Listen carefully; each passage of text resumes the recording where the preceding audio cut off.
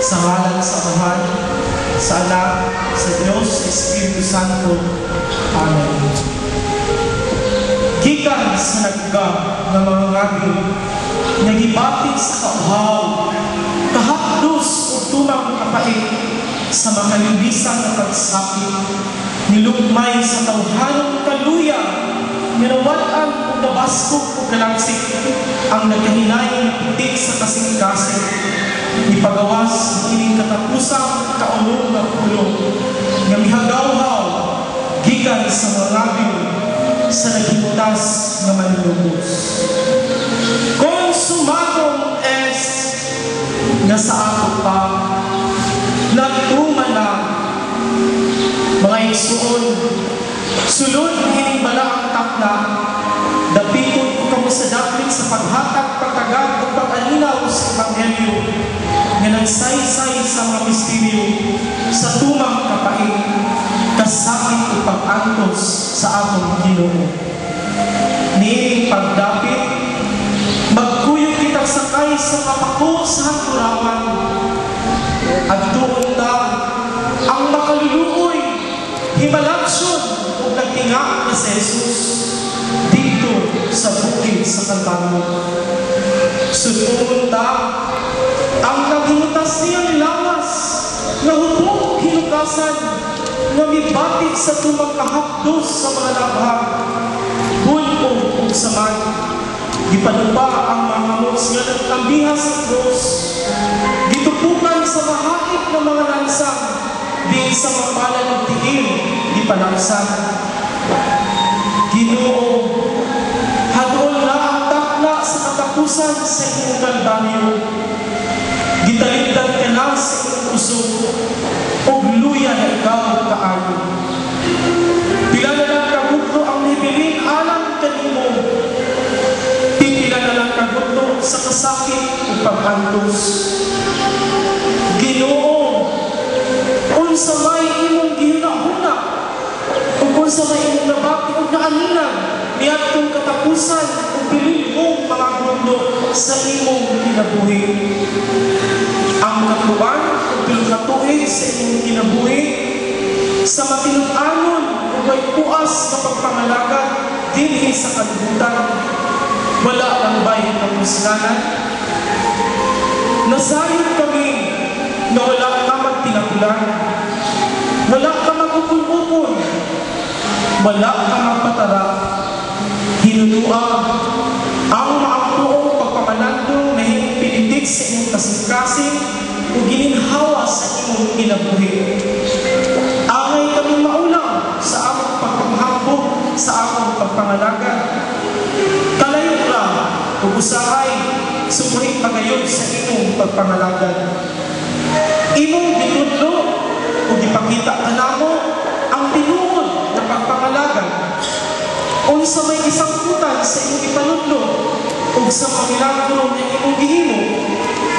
Asa naman ang mga tao na imong giayo, ang imong mga higala na kauban, ang imong mga pinunan. Ang tanang mga tao na mutuo bisunod kanimo, miyulong pa sila kanimo, bihag sa ilan sa krus, ni taklaan, pipila na lang ang maulungon nga miduyog sa imong kasakitan. Among makita si Maria nga imong unahan, si Juan nga imong pinananggang apostol, si Maria Magdalena o bibilang sa ubong higala. Sila bigong nga ibarog ang pagsaksi sa kamatuoran sa among kaliwasan. Apan subok kaayo mananunod nga daghan sa imong mga kilang higala na lako o nahandog nga musaksi uban kanimo. Pastilan kasubok. Mga igsuon, gugma o kaluoy ang ipangayo nga ng mga kamot nga ginumpad ni alang kahoy nga gilansanan sa atong mga salang. Gugma o kaluoy ang ipangayo nga ng mga tiil nga gilaksan sa mga lansang nga nabaga sa atong mga salang sa kahilayan sa lawas. Gugma o kaluoy ang ipangayo nga ng mga saman nga siksihan sa ato mga kailingkod nga dautan. Ugog pa o kaluoy ang ipangandoy nga ng dughan nga gidugkan sa bakaw tungod sa pagbisti nga mahilas nga nagahakit sa pagpakasala sa akong isig katawo. Ugog pa o kaluoy ang ipangayon nga nagkamatayon sa akong amahan. Nan kay kumaman ang ipangayon. Gumpa o sa punta ang akong ibalos kaniya. Ug siya nagkuman na mamatay tungod sa gugma kanako. Busa, pagkasakit pa ng dumon o sunumon ang kahintang kaon ni Jesus. Ginoo, sa takna na nagkinahangan ka sa among pag-ulong o pag-ayuda, kami o ang imong mga higala, mitalikod kanimo. Si Judas nga malipon, ang niya usap kanamo, Ginoo. Ginoo, nakailangan ka namo nabaw sa among pag-ilas o galungon. Apat kayo sa tingali uban sa lalaki o lahatlong kamusaksi, balik kanimo. Mao na sa imong tawhanon ng sentimento, Ginoo. Mga kahingawa, mga pagmahay, mga kapakyasan, nabaw sa tanan, ni ining-inong pulo, na tingog ang imong pagtugyan, ngadto sa kabubuon sa amahan. Kini ang imong pagsinakit sa kinaiyang tawhanon na tumala.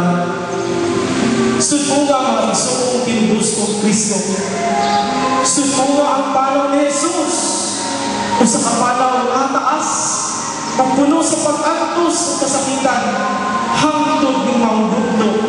May bukong na sinakit ni Jesus ang tumang masakit. Sugad iatong gabi kanos na siya gidakop kay wala na'y hulog ang iyang pag-antos. Wala na siya makapahulay kung wala'y tulog gikan sa pagdagman. Pagdiay-diay o pagbutang-butang ug sa pagsubang sa adlaw. Gitara na siya dayon ngadto kang Pilato kang Herodes ug balik pa usab kang Pilato. Misunod ang mapintas sa pagkastigo kaniya dito sa haligi nga bato. Ang pagkukuron sa maiglog na mga puno.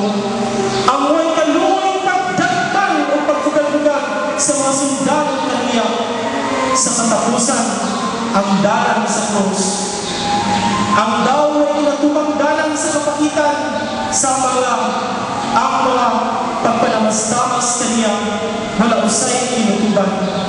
Dayon ang paglansang sa krus. Dinupa ang mga butos.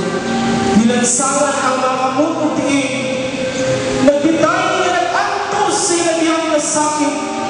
Nagkadugo ang timong kalawasan. Matagamay lihog. Maghatod ilabiyang kasakit. Bisan sa pagginhawa.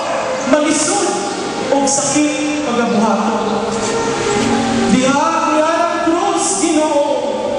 Sa imong mga kasakitan o pag-antos, ang imong mga kaaway na kadaog, ang mga tao na nagwalit ng pagtulungan gadto sa mga kabus o tinaog-daog, sa katapusan, nawala kasadanan, kay maway bisong panaway o pagpamantay, abinilang nagpalampuso na sila sa ilang pagpatay kayo o sa imong mga pagtulungan na lisod nilang katulog. Naglisod sa galing kami pagtuman, kami na nagpasiatang nga imong dahil sa katapusang grupo sa pagtugyan sa imong pagkalingon. Ikaw na kadaog o ang imong pagtulungan sa paluwasan nagapadayon paghihapon hangtod kamo. Consumatum est natumala ang takna sa paglansang kanino sa krus. Mo'y nahihintang na sa pagpalaw kanimong ngadto sa imong himaya. Human na kasulti si Jesus iling. Nihag siya sa langit ug naingon. Amahan, niyabot na ang takna. Himaya ang imong anak. Ang maghimaya sa imo, pinaagi sa kahog. Ngayong ihatag kaniya sa tanang may kinabuhi pagdala sa kinabuhindayon sa tanan nga imong gitugyan kaniya. Kay mao kini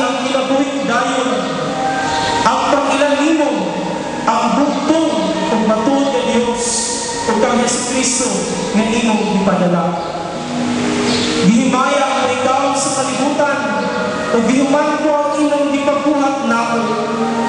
Karon, Amahan, sa imong atubangan, hatagi ko sa samang himaya nga nakuha uban nimo sa wala pa ang kalibutan. Ginoo, diha sa pagpakigugno mo sa kamatayon, ang imong nagahakon daw daklit nga nalabay sa imong atubangan, mga tipaka sa panunduman sa naghinapos mong kinabuhi, nibandas sa imong haturawan o sa dili hikapugnan sulog sa pagpapit, nihagawag ikat sa natuga o mapait ng mga nabi. Consumado es. Amahan, natuman ko na ang imong pagbuo. Niuyon ako na imong pagkaganuyon hangtod di katapusang yugto. Ang tahas nga imong bisangon na nako, natuman ko na. Amahan, nagpakabuhi lamang ako alang sa imong kabubuon sa tiguong kong kinabuhi. Sayang ka, nga gipuy-an ko kini sa tumang pagpaubos sa imong pagbuo. Wala akong magbuhat sa kaugalingon kong pamaagi. Sa kanunay, ang imong pamaagi, mao ang akong bituman. Tungod kay sa imong pamaagi, mao lamang ang tiunay o buktong pamaagi na tumala. Ang nagtingang himalangtyon ni Jesus, nisulti niini uban sa iyong pagtahog sa kabubuong samahan. Sa iyang paglutok ng imong pag-ampo, iyang itapos ang iyang kinabuhi alang sa paghatag sa atong kaluwasan. Siya nagpakamatay karon alang kita mabuhi. Bali sa pag-ampo ng napakongga sa nangyaylay niyang mga nabi, ug ang iyang kasing-kasing miyugbo aron sa pagtuman sa kahipitan sa kabubuton sa Amahan. Nagkaroon, hain ang atong pagkaanak nga wala kang gayon kita mainuglong. Mga mabubhion nga anak, matuog gayon nga ang anak kasagaran, mupasakit sa iyang amahan, apan ang langit ng amahan, walay kasing-kasing sa pagbulong sa iyang anak, kaya lang sa uban. Busa, muduol kita karon ng bukid sa Kalbaryo. Tanawa pag-ayo, kung dili ba kita abuton sa kalumoy. Tanawa o dili ba manluha ka ng atong mga mata o pagbanag sa halawang na pagbako sa pagtambong sa hinuog ng kamatayon sa atong Ginoong Jesu Cristo.